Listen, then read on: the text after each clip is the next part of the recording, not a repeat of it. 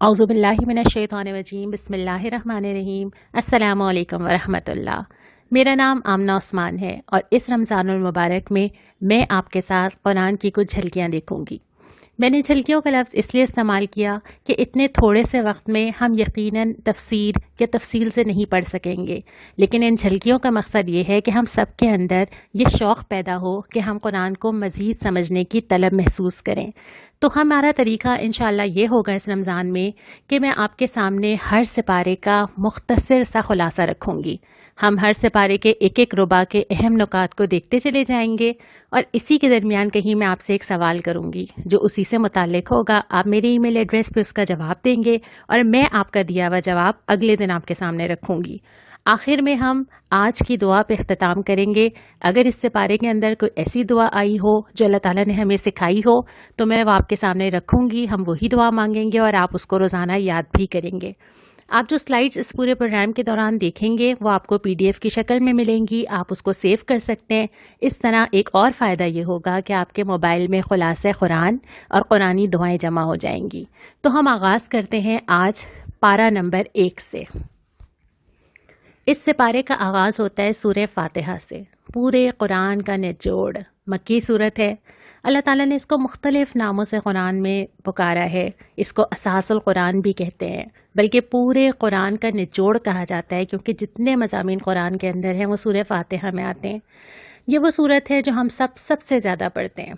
दिन में पढ़ते हैं, सुबह, दोपहर, शाम, हर नमाज में और हर नमाज में, हर रकात में।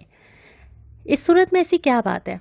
अल्लाह ताला ने इस सूरत में मुझे और आपको सिखाया है कि अल्लाह से मांगना क्या है। शुरू होती है आदाब दुआ के साथ। अल्लाह से कुछ मांगना है, सबसे पहले अल्लाह की तारीफ़ करो, अल्लाह के और अपने मकाम का तयन करो। अल्हम्दुलिल्लाहि रब्बिल आलमीन अर्रहमानिर रहीम मालिकी यौमिद्दीन, सारे इख्तियारात का मालिक।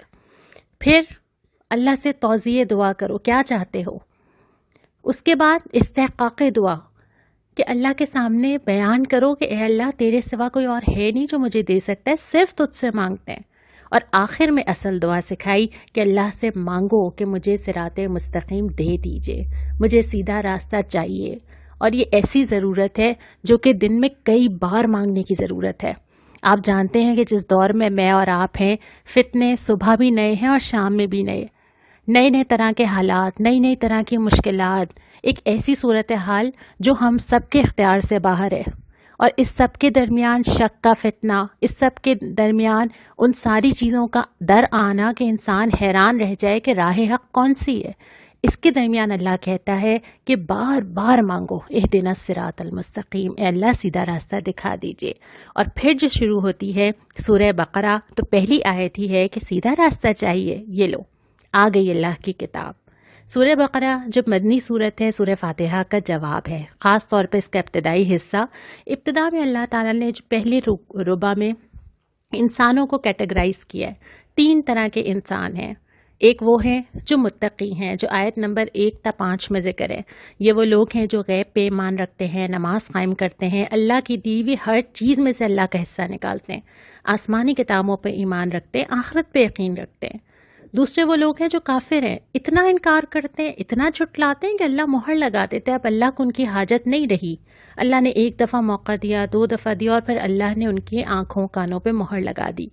तीसरे वो लोग हैं जो मुनाफिक हैं, 2 रंगी दिखाते हैं, साजिशें करते हैं, सामने कुछ और होते हैं, पीछे कुछ और हैं।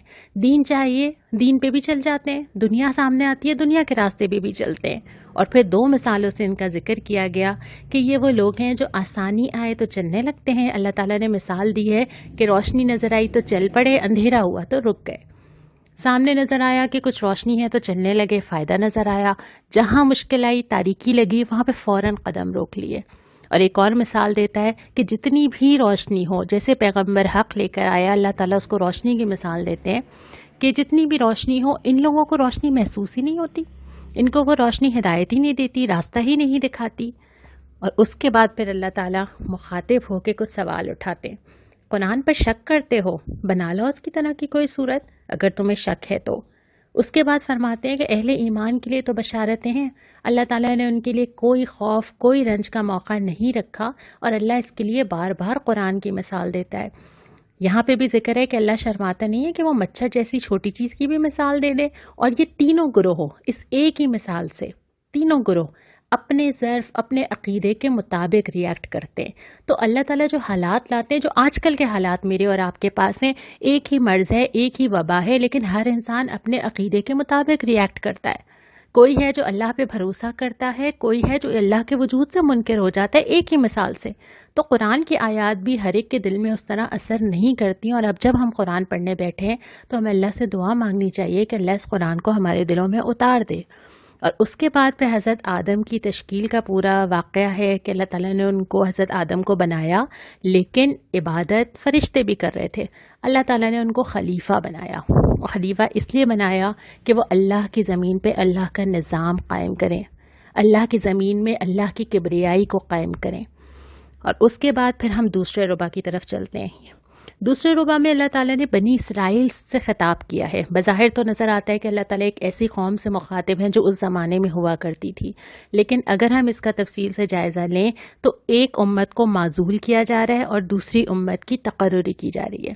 بنی اسرائیل کو اللہ تعالیٰ نے، جس طرح حضرت آدم سے اللہ تعالیٰ نے فرمایا تھا کہ زمین پہ جاؤ اور جو ہدایت ہے اس کی پیروی کرنا، اللہ تعالیٰ نے اس کتاب کو قائم کرنے کا کام بنی اسرائیل کو دیا، اور جب بنی اسرائیل نے اس پہ عمل نہ کیا تو پھر امت محمدی صلی اللہ علیہ وسلم کو وہ کام دے دیا گیا۔ تو اب ایک امت کو جب معزول کیا جا رہا ہے اور اس کی فرد جرم سنائی جا رہی ہے، تو دوسری امت کو بھی یہ کہنا مقصود ہے کہ دیکھو ایسا نہیں کرنا، تم ایسا نہیں کرنا، انہوں نے جو کیا ایسا نہ ہو کہ تمہارے ساتھ بھی وہ ہو، اور پھر ان کا جو انجام ہوا ایسا نہ ہو کہ تمہارا بھی وہ انجام ہو جائے۔ اور ایک طویل تقریر ہمیں نظر آتی ہے جس میں کئی بار، غالباً 10 سے 15 بار ایک لفظ آتا ہے، یاد کرو، یاد کرو تمہارے ساتھ کیا کیا ہوا۔ اللہ نے تمہیں موقع دیا، من و سلوہ دیا، تمہارے لیے بادل کیے، تمہیں ہر چیز کی آسانی دی، تم نے بار بار سرکشی کی، بار بار سرکشی کی۔ اور پھر ایک طویل تقریر ہے جس میں ایک ایک جرم کو گنوایا جاتا ہے کہ اللہ نے تمہیں ایک بار نہیں کئی بار موقع دیا، لیکن تم نے بار بار سرکشی کی۔ تو اس کے بعد پھر جو تیسرا ربع آتا ہے، پھر روئے سخن مڑتا ہے مسلمانوں کی طرف۔ اے مسلمانوں، یہ جو بنی اسرائیل نے بہت سارے سرکشی کی مثالیں قائم کی ہیں، اس کے بعد اللہ تمہاری طرف مڑ رہا ہے اور وہ کتاب اور وہ کام تمہیں دے رہا ہے۔ اور تمہیں دینے کے بعد اللہ تعالیٰ کیا فرماتا ہے؟ سب سے پہلے تو اپنی توقعات کسی اور سے نہ لگاؤ۔ یہ یہود ہوں، یہ نصارہ ہوں، یہ تم سے راضی نہیں ہوں گے جب تک تم ان کے راستے پہ نہ چلو، اور ان سے کوئی توقعات نہ لگاؤ۔ تمہیں لگتا ہے کہ اب بھی یہ تمہارے ساتھ چلیں گے، اب جو کام تمہیں دیا جا رہا ہے وہ تم نے ہی کرنا ہے۔ دوسری بات جو عقیدہ ٹھیک کیا گیا وہ یہ کہ آرزوؤں اور تمناؤں سے جنتیں نہیں ملا کرتی۔ میں چاہتی ہوں کہ میں جنت میں داخل ہو جاؤں، میں چاہتی ہوں کہ اللہ کے نبی میری سفارش کریں، میں چاہتی ہوں کہ مجھے جنت الفردوس اور اعلیٰ مقام ملے۔ کیسے؟ آرزوؤں سے نہیں ملے گا، یہ اللہ کی طے کی ہوئی بات ہے۔ اور یہاں پہ بھی یہی ہے کہ آرزوؤں سے اللہ تعالیٰ وہ جنتیں نہیں دیا کرتا جب تک کہ عمل نہ ہو۔ تو جو کرنے کے کام ہیں وہ آیت 84 میں بتائے گئے ہیں کہ 5 کام یا 6 کام جو اللہ تعالیٰ نے بنی اسرائیل کو دیے تھے وہ تم بھی کرو، ان کو بھی کرنے تھے لیکن انہوں نے نہیں کیے۔ اور جو فرد جرم اللہ تعالیٰ نے ان کے اوپر عائد کی کہ تم نے کیا کیا کیا، وہ اس ربع میں ہمیں تفصیل کے ساتھ ملتی ہے، جس میں سے اہم چیزیں یہ ہیں کہ ظلم اور زیادتی کے خلاف آواز اٹھانے کے بجائے جتھے بندی کر لی، نسل پرستی میں پڑے رہے کہ اگر نبی ہماری قوم میں آئے گا تو ہم مانیں گے ورنہ نہیں مانیں گے، اپنے ہی بھائی بندوں کو قتل کیا۔ دنیا کی ایسی ہرس کہ بس دنیا حاصل ہو اور مزید ہوتی چلی جائے، اور اس کے ساتھ ساتھ یہ کہ اللہ کی کتاب کے کچھ حصے کو مانا اور کچھ حصے کو نہیں مانا۔ یہ کہہ دیا کہ جو ہمیں آسان لگے گا، جو ہمارے لیے فیزیبل ہوگا، جس کے لیے ہمیں کوئی مشکل نہ اٹھانی پڑے، وہاں تک تو ٹھیک ہے، نماز، روزہ، حج، انفرادی عبادت ٹھیک ہے، لیکن جو مشکل ہوگا وہ ہم نہیں مانیں گے۔ اور اس کے بعد یہ کہ آخرت کو دنیا کے بدلے بیچ دیا، یعنی کہ اللہ تعالیٰ نے کہا تھا کہ آخرت کماؤ، تو اپنے چھوٹے چھوٹے فائدوں کے لیے آخرت کو اپنے ہاتھ سے جانے دیا اور دنیا کما لی۔ اس کے ساتھ ساتھ پھر جادوگری، شارٹ کٹس، جن چیزوں سے اللہ تعالیٰ نے منع کیا تھا اس میں پڑ گئے۔ پھر اس کے بعد اللہ تعالیٰ کے احکام کو بدل ہی ڈالا، اللہ نے جو کہا تھا اس کو چھپا دیا، لفظ بدل ڈالے، اس کی تشریح کچھ اور طرح کر لی، اپنے مطلب کے لیے الفاظ میں رد و بدل کر لیا، رسول کی مخالفت کی۔ رسول سے محبت تو کی ہے، یعنی رسول کے نام پہ شاید آنکھوں کو بھی چوما ہے، لیکن جس کام کے لیے رسول آیا تھا اس کو پیسے پوچھ ڈال دیا. جس چیز کے لیے رسول نے اپنی پوری زندگی کھلائی تھی اس کو کہیں اہمیت نہ دی، اور پھر اپنی خواہش نفس کی پیروی میں پڑ گئے. جو میرا دل چاہتا ہے، جو میں کرنا چاہتی ہوں، جو مجھے پسند ہے، جو مجھے چاہیے، جہاں مجھے وقت لگانا ہے، اپنی خواہش نفس کو خدا بنا کر کھڑا کر دیا. اور پھر آخر میں جو چوتھا ربع ہے اس میں اللہ تعالیٰ نے اس پورے پارے میں جو کچھ پڑھایا گیا اس کا خلاصہ دیا ہے کہ دیکھو، جو بھلائی بھیجو گے اللہ کیا موجود پاؤ گے، جو دو گے وہی واپس ملے گا. اور پھر اگر اجر چاہتے ہو اللہ کے پاس تو خود کو اللہ کی اطاعت میں سونپ دو اور احسان کا رویہ اختیار کرو. یہ دو چیزیں جس انسان کے اندر ہو اس کے خیر سے پورا زمانہ، پوری نسل، پورا معاشرہ مستفید ہوتا ہے. وہ اللہ کو راضی کرنا چاہتا ہے، وہ لوگوں کو راضی کرنا نہیں چاہتا. وہ احسان کا رویہ اختیار کرتا ہے، اپنے حق سے زیادہ دیتا ہے، دوسروں کے حق سے کم پہ راضی ہو جاتا ہے. وہ لوگوں کو خیر ہی خیر دیتا ہے.